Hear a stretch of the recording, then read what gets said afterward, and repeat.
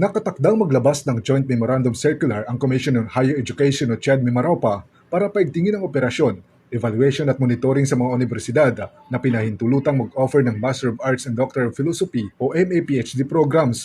Kasunod dito ng umano'y scam sa Master and Doctorate Degree courses na inoffer ng isang Dr. Forma Gonzales na nagpakilalang din ng Southern Philippines Academy College Incorporated o ISPASI na nakabase sa Maguindanao, kung saan mga guro sa Palawan at Puerto Princesa ang naging biktima na nagbayad ng hindi bababa sa 40,000 pesos para mag-enroll sa naturang universidad upang makakuha ng dagdag na kwalifikasyon sa kanilang promosyon. Ayon kay CHED Mimaropa Regional Director May Fernandez Legazpi, lalagdaan ang nasabing memorandum ng DepEd, PRC at ng CHED sa Bangsamoro Autonomous Region in Muslim Mindanao upang tiyaking lehitimo at kwalipikado ang mga institusyong nagbibigay ng nasabing kurso. Pagpipirmahan na po ang CHED, DepEd, PRC, at yung Ministry ng Higher Education po ng BARM para po sa isang JMC na paiigtingin po nila yung operation, ang evaluation, and monitoring ng mga schools po na dapat lang na mag-offer o hindi dapat mag-offer po ng mga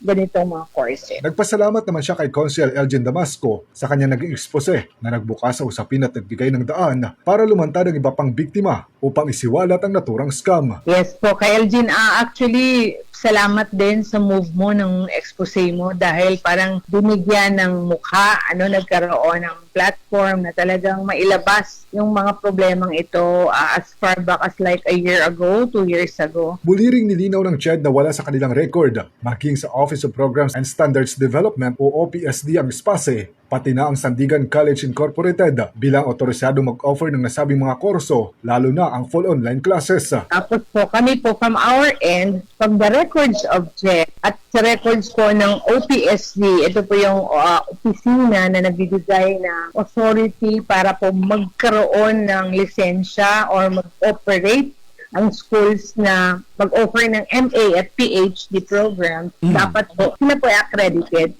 At wala po talagang lumalabas sa listahan ng komisyon na itong mga binanggit ninyong mga schools ay allowed to offer. Number one, yung mga PhD at pangalawa, yung full online na tinatawag. Wala rin naman itong lisensya para mag-operate sa Palawan dahil saklaw lamang nito ang BARM region kaya hindi ito dapat nag-aalok ng kurso sa labas ng kanilang jurisdiksyon. Sila po ay under ng BARM. Sila po ay ang kanila pong license to operate ay dapat po within the BARM region. Hindi sila pwede lumabas.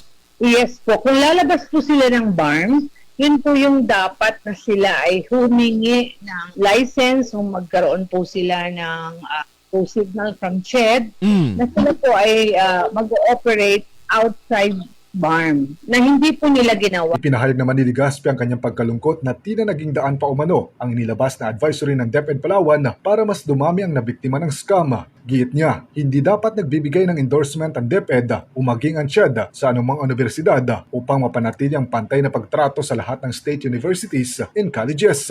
Yun nga po ang nakakalungkot din doon. Siguro po kaya po lumakas ang loob ng ating mga teachers na mag-enroll sa mga ganong schools kasi na-endorse po sila ng kanilang mga ibang officials. Kami po from our end sa CHED, hindi po kami nag-endorse ng kahit na anong school. Kahit mga po under sa supervision namin yung mga SUCs at saka po yung mga private higher institutions, wala po kaming kinikilingan na kailangan or binibigyan po ng mag-endorse sa ganito, ganyan. Sa huli, hikayat ni Legazpi ang mga guro na sanay gawing aral ang pangyayaring ito at mas maging maingat o due diligent sa mga susunod na panahon sa pagpili ng institusyong papasukan upang hindi masayang ang oras at lalo na ang pinaghirapang pera. Japet Disaka, Basta Radyo, Iban Dermo.